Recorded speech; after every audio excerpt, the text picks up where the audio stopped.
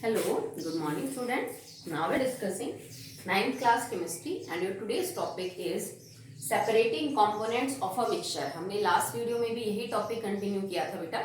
उस टाइम भी हमने इसमें पढ़ा था कि हम किस किस टाइप के मिक्सचर को कैसे सेपरेट कर सकते हैं, जैसे इंक में से डाई और वाटर को कैसे सेपरेट कर सकते हैं, क्रीम और फैट जो है उसको पानी से कैसे सेपरेट कर सकते हैं, मिल्क के अंदर दो अगर इमिसिबल लिक्विड्स हैं जिनको आपस में मिक्स नहीं किया जा सकता उनको आप कैसे सेपरेट कर सकते हैं. तो 3 टेक्निक्स हम पढ़ चुके थे जिनसे आप किसी भी मिक्सचर के 2 कंपोनेंट्स को अलग अलग कर सकते हैं. अब हम 4th टेक्निक पढ़ रहे हैं. Okay, so now it is 4th. To separate a mixture in which one component can show sublimation and other cannot.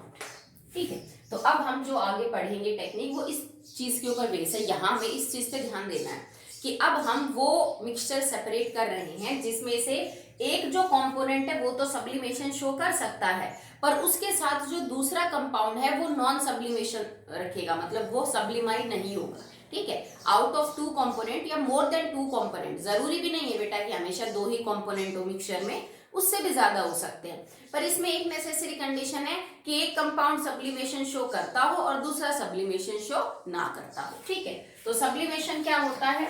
जब किसी सॉलिड को हम हीट करें और वो डायरेक्टली गैस के अंदर कन्वर्ट हो जाए, लिक्विड स्टेट के अंदर ना आए, ऐसे प्रोसेस को हम सब्लिमेशन बोलते हैं. When we heat a solid and it directly changes into its gaseous state without passing through the liquid state, then this process is known as sublimation. जैसे कपूर है, ड्राई CO2 है, बेंजोइक एसिड है, ammonium chloride है, iodine है, ये सब sublimation show करते हैं. कौन कौन से? जैसे कि benzoic acid, ammonium chloride NH4Cl, iodine, dry ice, camphor. ठीक है, ये वो सब्सटेंस है जो ऐसा करते हैं. तो इनके साथ अगर कोई दूसरा चीज ऐसी मौजूद है जिसके अंदर सब्लिमेशन की प्रॉपर्टी नहीं है, तो आप उनको कैसे सेपरेट आउट करेंगे. ठीक है, तो सबसे पहले चलिए स्टार्ट करते हैं. आपको एक्टिविटी क्या लेनी है कि मान लीजिए हमने एग्जांपल ये ले लिया कि we have ammonium chloride and NaCl. NaCl को हम टेबल सॉल्ट या कॉमन सॉल्ट बोलते हैं और ये आपका अमोनियम क्लोराइड. इन दोनों को हमने एज ए मिक्सचर ले रखा है. This is ammonium chloride. आप इसको सोडियम क्लोराइड या कॉमन सॉल्ट बोल सकते हैं. ओके, ठीक है, तो आपका सेटअप क्या होता है? सबसे पहले हमारे पास एक ट्राइपॉड स्टैंड होता है. इसके जैसे 3 स्टैंड होते हैं, आपको एक दिखेगा नहीं. ठीक है, यहाँ पे हमने वायर गॉज रखी, एक तारों की बनी हुई जाली होती है जिसके ऊपर किसी चीज को रख के गर्म किया जाता है. सीधा फ्लेम पे नहीं रखते, वायर ग्लोव्स है, बीच में उसके पेपर लगा हुआ होता है. ओके, अब आपको करना क्या है कि आपको एक चाइना डिश लेनी है. चाइना डिश बेटा मिट्टी की बनी हुई, एक यूं समझ लीजिए कि कटोरी होती है, चीनी मिट्टी की बनी हुई एक थोड़ी सी सॉलिड और हार्ड कटोरी टाइप स्ट्रक्चर होता है जिसको हम यूजुअली कोई चीज गर्म करनी हो या फिर वैसे क्रिस्टल वगैरह बनाने में हम इसको क्या करते हैं, यूज करते हैं. आप इवोपरेटिंग डिश भी यहाँ पे ले सकते हो. ओके, आपको करना क्या है कि एक फनल लेना है जिसको आपको इन्वर्टेड पोजीशन के अंदर रखना है. फनल क्या होता है, जैसे हमारे घर में हम यूज नहीं करते थे पहले, अब तो यूजुअली नहीं होता, मिट्टी तेल वगैरह डालने के लिए एक प्लास्टिक की कोन होती थी. ठीक है, ये इस टाइप का जो स्ट्रक्चर है ऐसा यूज करते थे ना घर में. ठीक है, तो ये कांच की बनी हुई होती है ऐसी, इसको हम फनल बोलते हैं. आपको एक फनल जो है वो टेढ़ा करके डिपेंड करता है बेटा। हो सकता है कि फनल का जो माउथ है वो नीचे की तरफ भी आ जाए। वो देखा जाता है कि जो चाइना डिश है या जो इवोपरेटिंग डिश है उसका डायमीटर एक्चुअली में कितना है। ठीक है, मैंने जैसे यहाँ पे फिट किया तो इसका मतलब ये एग्जैक्टली फिट हो रही है। नहीं तो अगर ये बड़ी होती साइज में तो तुम्हारा जो फनल का मुंह है वो थोड़ा नीचे की तरफ आ जाता। ठीक है, मतलब आपने जो नीचे ले रखा है ना मिक्सचर, हमें उसको कवर करना है, बस उसको एस्केप नहीं होने देना। और सिंपल सी बात यही होती है। इसके ऊपर हमने वूल लगा रखी है, मतलब हम नहीं चाहते कि कोई चीज बाहर निकले यहां से। ठीक है, एक चाइना डिश या इवोपरेटिंग डिश ली, उसमें आपने रखा मिक्सचर अमोनियम क्लोराइड और नमक का, नीचे वायर गेज लगा के ट्राइपॉड स्टैंड करके नीचे से हम उसको हीट करेंगे, क्योंकि सब्लिमेशन के लिए हीट तो करना पड़ेगा ना। अब जब तुम गर्म करोगे, तुमने इस फनल को ऐसे रखा है इस डिश के ऊपर कि ये फिट हो रही है बिल्कुल, और कहीं से भी कोई चीज के बाहर निकलने की गुंजाइश नहीं है। ऊपर से अगर कोई चीज निकलती है तो हमने यहाँ पे वूल या फिर आप कॉटन लगा के इस चीज को क्या कर सकते हो, सिक्योर कर सकते हो। कॉटन वूल बोलते हैं, एक अलग टाइप की होती है जिससे आप इसको सिक्योर कर लोगे, यहाँ से कोई भी चीज बाहर नहीं निकलेगी। ओके, अब जब तुम हीट करोगे तो इसमें दो चीजें यहाँ पे एज ए मिक्सचर आपने ले रखी हैं, अमोनियम क्लोराइड, NaCl। अब NaCl में ये गुण नहीं होता बेटा कि वो सब्लिमेशन शो करे। उसको अगर आप गर्म करोगे तो वो पहले लिक्विड में आएगा फिर गैस में कन्वर्ट होगा। और दूसरी बात, अगर आप नमक को लिक्विड में लाना चाहते हो तो आपको more than 1000 kelvin temperature supply करना पड़ेगा। 1000 केल्विन से भी ज्यादा टेम्परेचर आप सप्लाई करोगे तब जाके सोडियम क्लोराइड मेल्ट होगा। इतना हम इस बर्नर से प्रोवाइड नहीं कर सकते, तो यहाँ पे सोडियम क्लोराइड तो आपका मेल्ट वगैरह होगा नहीं। बट अगर मैं इस मिक्सचर में मौजूद अमोनियम क्लोराइड की बात करूं तो वो हीट लेके सब्लिमेशन शो करेगा, और वो इस मिक्सचर में से उठ के उसके वेपर बन जाएंगे और वो फनल में ऊपर की तरफ वेपर जाएंगे।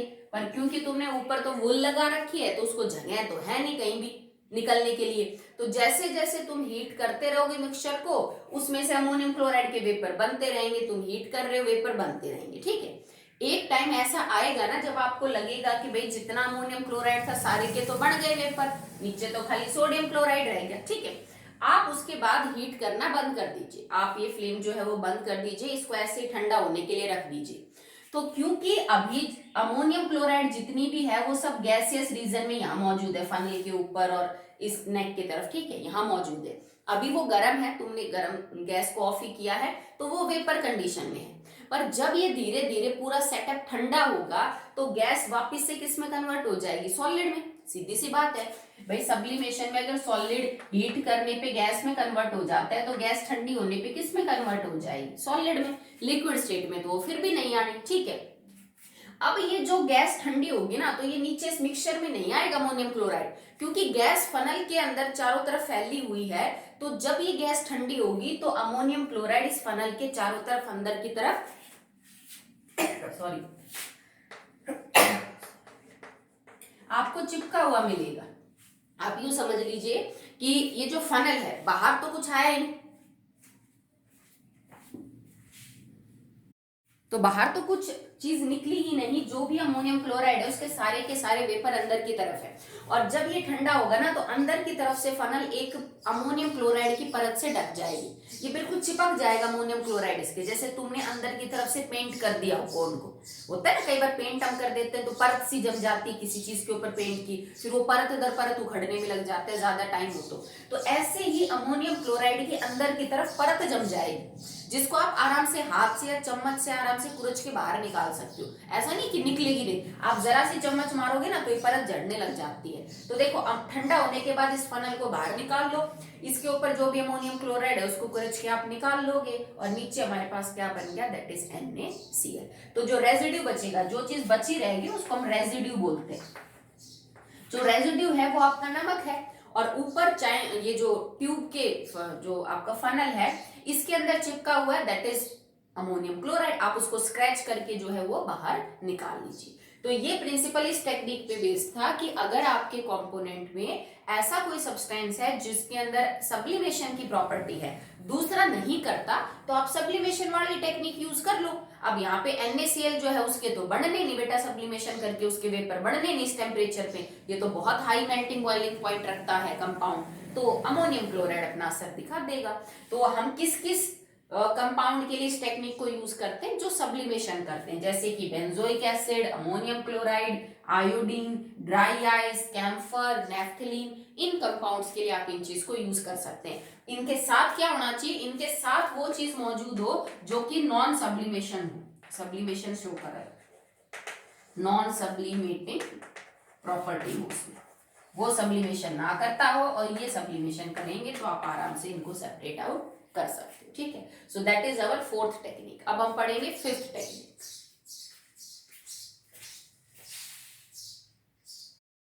Now the fifth technique is chromatography.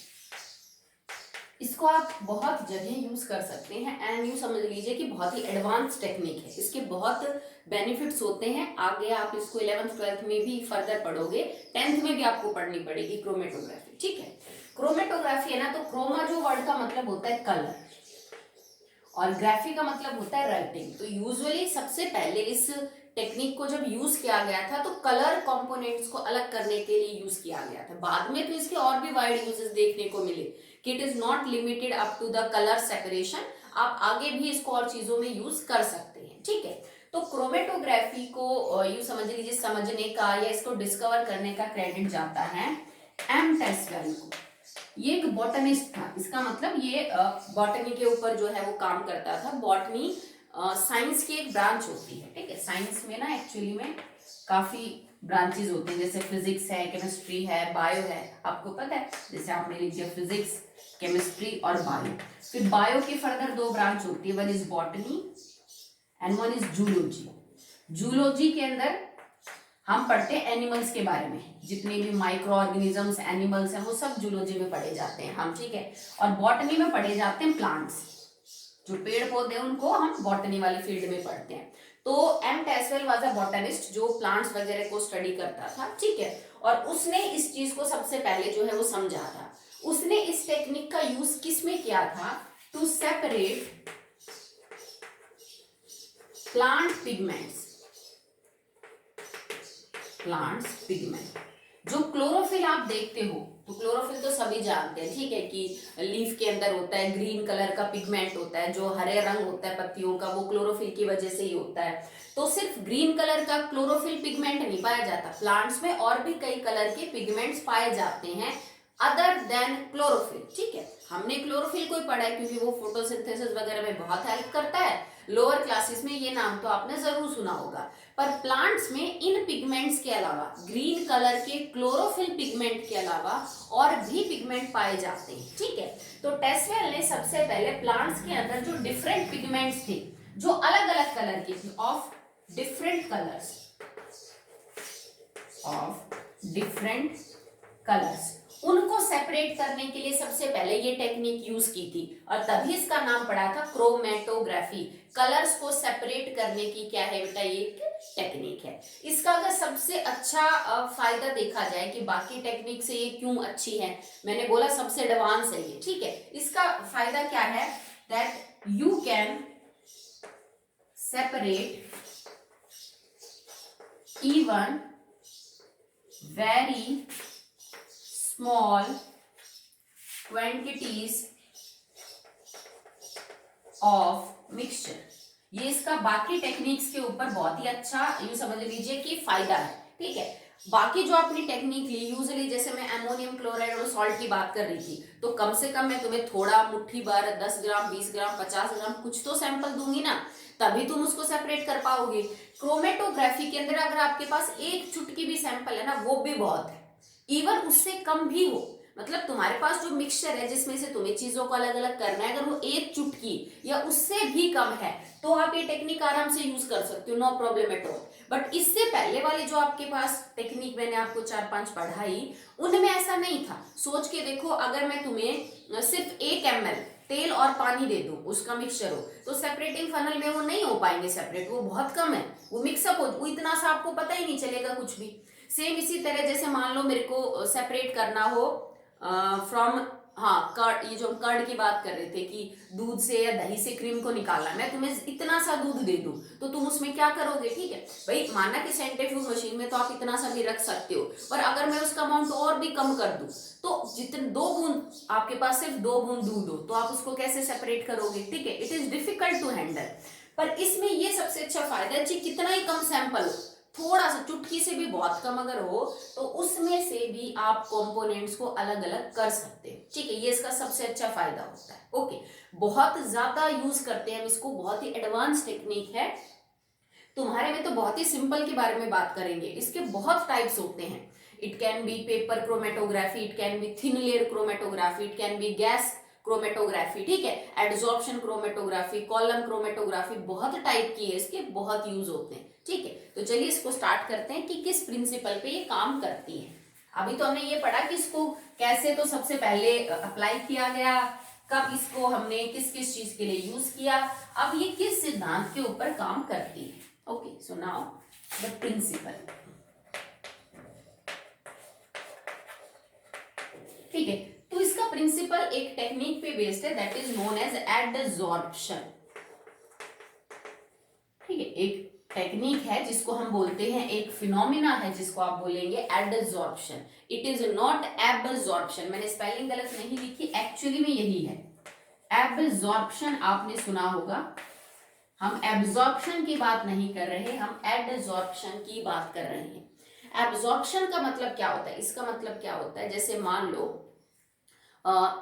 तुम काम कर रहे थे और तुम्हारी नोटबुक के ऊपर इंक गिर गई, जैसे फाउंटेन पेन की इंक गिर गई, तो आप क्या करते हो, जैसे थोड़ा आपने चौक लिया और चौक उसके ऊपर रखा तो चौक इंक को एब्जॉर्ब कर लेगा।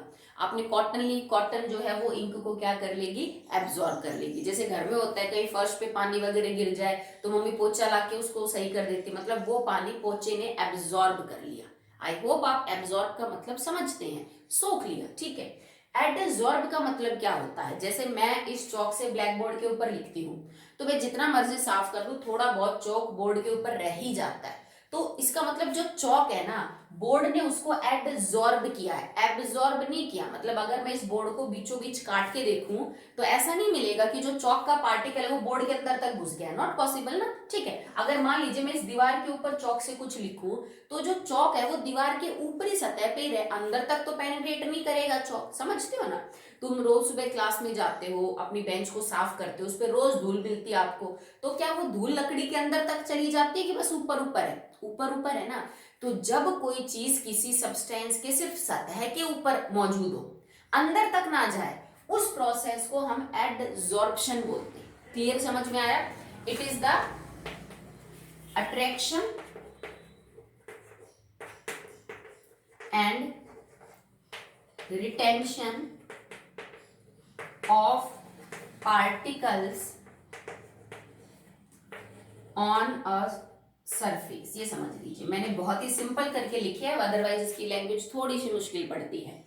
It is the attraction and retention, attraction का मतलब खिंचाव, रिटेंशन का मतलब किसी चीज को होल्ड करके रखना, रिटेंशन का मतलब है पकड़ बना के रखना, उसको अपने साथ रखना, ठीक है। Of particles on a surface, किसी सतह के ऊपर किसी पार्टिकल का अट्रैक्ट हो जाना और अट्रैक्ट होके वहां पे चिपक जाना, वहां पे रुक जाना, इस फिनोमिना को हम एडजॉर्प्शन बोलते हैं, ठीक है। तो रोज बेंचेस के ऊपर धूल एडजॉर्ब होती है क्योंकि वो लकड़ी के अंदर तक नहीं जाती, पर अगर आपके कपड़ों के ऊपर इंक गिर जाए, कॉपी पे इंक गिर जाए तो वो एब्जॉर्ब करती है क्योंकि अंदर तक इंक पेनिट्रेट कर जाती है। ये नहीं कि बस पेज के ऊपर ऊपर तो इंक और नीचे तक इंक नहीं, ये ऐसा नहीं होता है, ठीक है।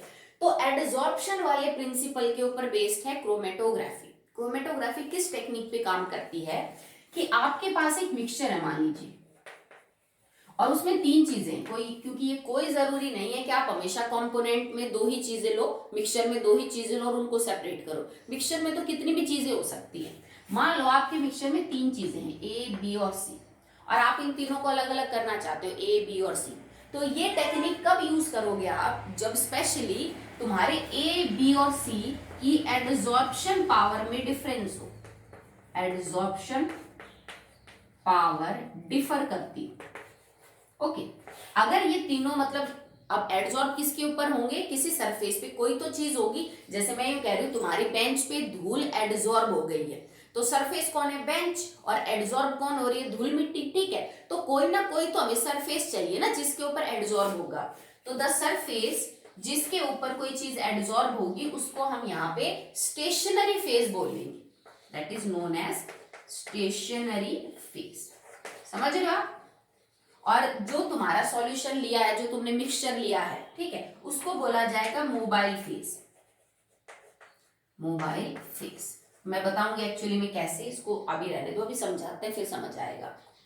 तो एड्सॉर्प्शन पावर अगर डिफर है ना ए बी और सी की, तो आप इस प्रिंसिपल को यूज कर सकते हो, मतलब किसी पर्टिकुलर सरफेस के ऊपर, सब्सटेंस के ऊपर, ठीक है, जिसको हम स्टेशनरी फेस बोल रहे हैं, उस पे अगर ए बी और सी तीनों अलग अलग तरह से एड्सॉर्ब होते हैं, हो सकता है ए सबसे ज्यादा हो, बी थोड़ा कम होता हो और सी एड्सॉर्ब भी ना होता हो, तो डिफरेंस तो आ गया ना एड्सॉर्प्शन पावर में कि भाई ए तो बहुत अच्छा एड्सॉर्ब हो जाता है उसके ऊपर, बी थोड़ा कम होता है और सी तो एड्सॉर्ब भी नहीं होता, तब आप इसको यूज कर सकते हो। अगर मान लो ए और बी बराबर एड्सॉर्ब होते हैं तो ये टेक्निक आपकी किसी काम की नहीं, आप ए और बी को सेपरेट नहीं कर सकते, या ए और बी दोनों ही एड्सॉर्ब नहीं हो रहे, सी एड्सॉर्ब हो रहा है, तो आप ए और बी को सेपरेट नहीं कर सकते, सी को कर सकते हो, ठीक है। तो जितने भी कंपोनेंट है ना आपके मिक्सचर में, उन सब की प्रॉपर्टी अलग अलग होनी चाहिए एड्सॉर्प्शन की, तब ये प्रिंसिपल काम करेगा। ओके, अब हम इस प्रिंसिपल को देखते हैं काम कैसे करता है, मतलब एक्चुअली में प्रोसेस क्या है आपका। देखो, आपने एक लंबी सी ट्यूब ली, इसको हम कॉलम बोलते हैं, this is known as column. ये मैं कॉलम क्रोमेटोग्राफी का आपको स्ट्रक्चर समझा रही हूँ। नीचे एक वॉल्व होता है, ठीक है, नीचे आप बीकर रख सकते हैं क्योंकि यहाँ में से एक्चुअली में फिर ड्रॉप बाय ड्रॉप आपका जो सॉल्यूशन है वो गिरेगा, ठीक है। इसके अंदर आपने बहुत ही टाइटली एक सब्सटेंस को भर रखा है जिसको हम स्टेशनरी फेस का नाम देते हैं, बहुत ही टाइटली पैक होता है, गुंजाइश नहीं होती बिल्कुल भी हवा की या स्पेस की, ठीक है। ये आपकी स्टेशनरी फेज, स्टेशनरी फेज क्या लेनी है ये चीज डिसाइड करती है, मतलब स्टेशनरी फेज फिक्स नहीं होती, आप किस सब्सटेंस को अलग अलग करना चाहते हो उस हिसाब से स्टेशनरी फेज को चूज करना पड़ता है कि भाई ये क्या हो सकती है। इट कैन बी Al2O3, ये Al2O3 होती है जिसको हम एल्यूमिना बोलते हैं, ठीक है। ये SiO2 हो सकती है, सिलिकॉन डाइऑक्साइड, सिलिका जेल, ठीक है। तो इस तरह की कोई भी सब्सटेंस को आप बहुत ही टाइटली दबा दबा के इस कॉलम के अंदर, ग्लास कॉलम के अंदर भरते हैं, जो हमारी स्टेशनरी फेस का क्या करेगा बेटा, काम करेगा। बात करते हैं मोबाइल फेस की। मोबाइल फेस आपकी किसकी बनेगी, आपके पास ये जो तीन कंपोनेंट्स है ए बी सी, आप इसको किसी पर्टिकुलर सॉल्वेंट में मिक्स कर लो जिसमें ये तीनों डिसॉल्व हो सकते हैं, ठीक है। आप अपनी मर्जी का कोई भी सॉल्वेंट ले सकते हैं, डिपेंड करता है कि ए बी सी उसमें सॉल्युबल हो। तो हमने एक बाहर से सॉल्वेंट लिया और इनको मिक्स करके एक सॉल्यूशन बना लिया, ठीक है, लिक्विड स्टेट में आपका सॉल्यूशन बन जाएगा। आपको क्या करना है कि वो जो सॉल्यूशन बना है इसको ड्रॉप बाय ड्रॉप ऊपर से इस ट्यूब में डालना है, एकदम से नहीं डालना है, ठीक है, ड्रॉप बाय ड्रॉप, क्योंकि ये बहुत ही टाइटली पैक है तो इसको टाइम लगेगा उस लिक्विड को नीचे लाने में। सोच के देखो आप कि आपने किसी ग्लास के अंदर बहुत अच्छे से रेत भर रखा है और आपने एक ढक्कन पानी डाल दिया, तो उस पानी को जितना टाइटली आप रेत को पैक करोगे उतना ही टाइम लगेगा ना नीचे तक पहुंचने में, तो इसको टाइम लगेगा। तो हम धीरे धीरे ड्रॉप बाय ड्रॉप ये जो सॉल्यूशन हमने बनाया है ABC का, इसको ऊपर से डालेंगे। अब देखो, अब हमने क्या बोला कि ये टेक्निक इसी चीज पे तो बेस्ड है कि इस स्टेशनरी फेस के ऊपर, ठीक है, ए बी और now what we have to do is कि अब आपने जो सॉल्यूशन बनाया है ABC जिसमें किसी पर्टिकुलर सॉल्वेंट के साथ मिक्स हो रहे हैं, आप इसको ड्रॉप बाय ड्रॉप ऊपर से डाल रहे हैं। तो इसमें बेटा प्रॉपर्टी देखो, ए सबसे ज्यादा एड्सॉर्ब हो रहा था, तो एक बात बताओ, अगर ये स्टेशनरी फेज है जिसके ऊपर इनको एड्सॉर्ब होना है और ए बहुत अच्छा एड्सॉर्ब होता है, तो क्या ए जल्दी से नीचे आएगा? नहीं, क्योंकि ये जो स्टेशनरी फेज है जो आपकी Al2O3, SiO2, सिलिका जेल जो भी है, वो उसको पकड़ के रखेगी, को वो जल्दी से नीचे नहीं जाने देगी उसको। तो जो कंपोनेंट सबसे कम एड्सॉर्ब होता है या फिर नहीं होता है वो सबसे पहले नीचे आएगा, क्योंकि उसको पकड़ के रखने वाला कोई है ही नहीं। हमने ये मानना है कि सी तो एड्सॉर्ब भी नहीं होता, तो इसको पकड़ के कौन रखेगा? जैसे आप इस सॉल्यूशन को डालोगे सबसे नीचे कौन आएगा? सी ड्रॉप, मतलब जो सबसे पहले कंपोनेंट आएगा वो आपका सी होगा। आप उसको नीचे बीकर में कलेक्ट कर लोगे वॉल को ओपन करके।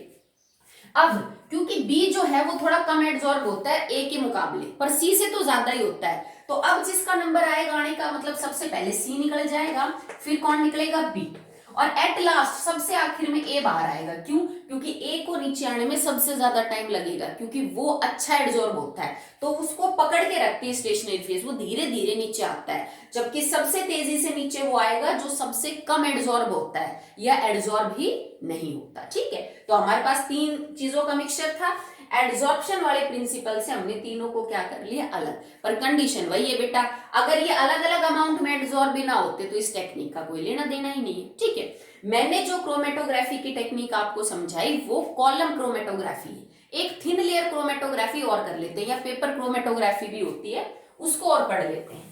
पेपर क्रोमेटोग्राफी में हम एक पेपर यूज करते हैं स्पेशल टाइप का, जिसको हम क्रोमेटोग्राफिक पेपर बोलते हैं। ठीक है, नाउ पेपर क्रोमेटोग्राफी,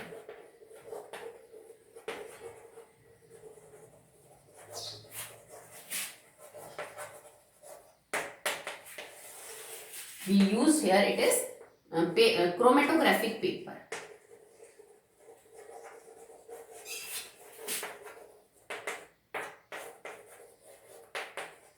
ठीक है, इसमें हम क्रोमेटोग्राफी पेपर को यूज करेंगे। क्या करते हैं बेटा, आपने एक बीकर लिया, एक ग्लास जार लिया, ठीक है, उसके अंदर मैंने पानी भर रखा है,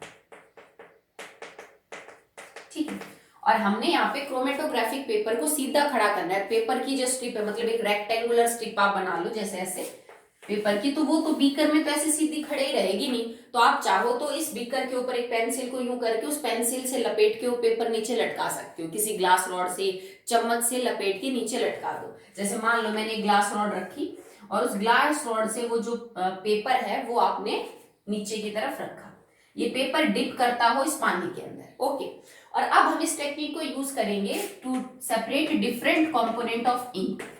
लास्ट मैंने आपको ये बताया था कि इंक जो है वो डाइस का मिक्सचर होता है, तो जरूरी नहीं बेटा जो नीली कलर की इंक आपको दिख रही है उसमें सिर्फ पानी और नीले कलर के डाई हो, या जो लाल कलर की इंक है सिर्फ उसमें लाल रंग और पानी हो सकता है कि वो जो रेड कलर है वो 2-3 अलग कलर के मिक्स करने से बना हो सकता है जो ब्लू कलर में भी ब्लू कलर की इंक आप यूज करते हो उसमें 1-2 कंपोनेंट और डाल रखे हो कलर के, सिर्फ ब्लू हो ये जरूरी तो नहीं ना।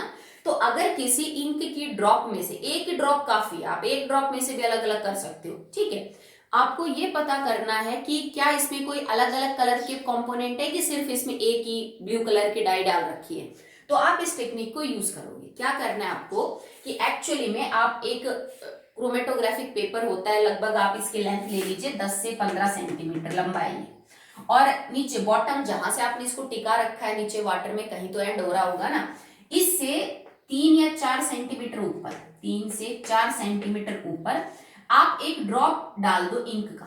भाई एक ड्रॉपर से ले लिया पेन से, एक इंक की बस एक ही बूंद डाल लिया, ज्यादा नहीं, धीरे धीरे वो पेपर उस बूंद को एब्जॉर्ब कर लेगा। ठीक है, नीचे नहीं टपक, नीचे आप बूंद डाल के थोड़ी देर सुखा के फिर इस पेपर को खड़ा कर दो। ओके, ये मेरा क्रोमेटोग्राफिक पेपर है। अब होगा क्या कि पानी धीरे धीरे इस पेपर की तरफ ऊपर चढ़ेगा, जैसे अगर हम पानी में कोई सूती धागा ही डाल दे तो वो धागा धीरे धीरे गीला हो जाएगा। ठीक है, ऐसा होगा, भाई पानी जो है इसके ऊपर की तरफ राइज करेगा। अब इसमें प्रॉब्लम क्या है बेटा, यहाँ पे हम किस चीज को मेन इंपॉर्टेंस दे रहे हैं कि इस डाई के अंदर अगर मान लो 2 रंग है, ठीक है, मैं मान लेती हूँ A प्लस B, तो और ये दोनों जो है ना वो वाटर सोल्यूबल है, हम ये कंडीशन मान के चल रहे हैं, but their solubility is different, but their solubility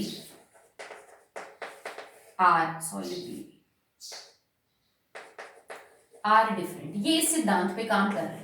ठीक है, ये पेपर क्रोमेटोग्राफी का प्रिंसिपल है। ठीक है, कि यहाँ पे जब पानी ऊपर की तरफ राइज करेगा, इस इंक के अंदर अगर 2 या उससे ज्यादा कंपोनेंट है तो वो सारे वाटर सॉल्युबल होने चाहिए, क्योंकि पानी तो आगे उनको जाके डिसॉल्व करेगा, अगर पानी में नहीं घुलेंगे तो दिक्कत है। ठीक है, तो वाटर सॉल्युबल होने चाहिए, पर उनकी सॉल्युबिलिटी बराबर नहीं होनी चाहिए। कोई कंपोनेंट पानी में बहुत ज्यादा सॉल्युबल होना चाहिए तो कोई कम सॉल्युबल होना चाहिए। ठीक है, जैसे यहाँ कोई कम एब्जॉर्ब हो रहा था कोई ज्यादा, तो यहाँ कम सॉल्युबल या ज्यादा सॉल्युबल होना चाहिए। ओके, मान लो तुम्हारा A बहुत ज्यादा सॉल्युबल है पानी में और B बहुत कम है, तो जब पानी इस ड्रॉप तक पहुंचेगा, तो इस ड्रॉप में दो चीजें हैं, ए और बी, जिसमें से ए पानी के अंदर बहुत अच्छे से घुल सकता है। तो पानी क्या करेगा, क्योंकि पानी मिलेगा जैसे ए उसमें घुल जाएगा, और पानी उस घुले हुए ए को अपने साथ ऊपर की तरफ लेके जाएगा, और यहाँ के मुकाबले हो सकता है आपको यहाँ पे मिल जाए स्पॉट जो ए का है, क्योंकि यहाँ पे तो सारी इंक थी।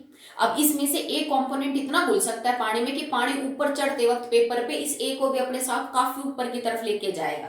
जैसे मान लो ये तुम्हारा ए कंपोनेंट है, पर बी तो पानी में बहुत कम घुलता है, तो इस स्पॉट से ये बी को निकाल के ऊपर की तरफ तो ले जाएगा, पर उतनी ऊपर नहीं ले जा पाएगा जितनी ऊपर ए है। ठीक है, तो बी हो सकता है आपको यहाँ कहीं बी मिल जाए। तो अब देखो इंक में से मैंने दो स्पॉट अलग अलग कर दिए ना, ए और बी। आपको कब तक ये चीज यूज करनी है, जब तक पानी यहाँ से ऊपर होता हुआ बिल्कुल यहाँ तक ना पहुंच जाए। जब आपको लगे कि हाँ भाई पूरा पेपर गीला हो चुका है, पानी ने ऊपर तक ट्रेवल कर लिया है, अब आप इस पेपर को बाहर निकाल के सुखा लीजिए। Now this paper is known as chromatograph, जिसमें अलग अलग कलर के स्पॉट बने होंगे। दो अलग कलर के स्पॉट आपको नजर आएंगे। मान लो अगर ए का जो कलर है वो ग्रीन है और इसका रेड है, मैं सिर्फ समझाने के लिए बता रही हूँ, दोनों को मिला के मैंने ब्लू कलर की इंक बना ली, तो आपको ऊपर की तरफ ग्रीन कलर का डॉट नजर आएगा और नीचे की तरफ आपको रेड कलर का ये जो डॉट है ये नजर आएगा। ठीक है, इसका मतलब जो ब्लू डॉट था वो स्प्लिट हो गया और दो अलग अलग डॉट बन गए। नीचे की तरफ उसका डॉट होगा जो कम सॉल्युबल है पानी में, ऊपर की तरफ उसका डॉट होगा जो पानी में ज्यादा सॉल्युबल है। आप इस पेपर को बाहर निकाल लो, ये आपका क्रोमेटोग्राम हो गया। ठीक है, और आपने अपने इंक में से कंपोनेंट्स को क्या कर दिया, अलग अलग कर दिया। ठीक है, सिंपल है, समझ आया। मैंने कॉलम क्रोमेटोग्राफी भी आपको समझा दी और ये पेपर क्रोमेटोग्राफी भी समझा दी। और भी काफी टाइप होते हैं, but that is not in your syllabus now. आप जब हायर क्लासेस में जाएंगे तब आप इसको पढ़ेंगे। ठीक है, चलिए अब हम बात करते हैं अबाउट द यूजेस, कि कहाँ कहाँ हम क्रोमेटोग्राफिक जो टेक्निक है वो यूज करते हैं, एप्लीकेशंस क्या क्या है इसकी।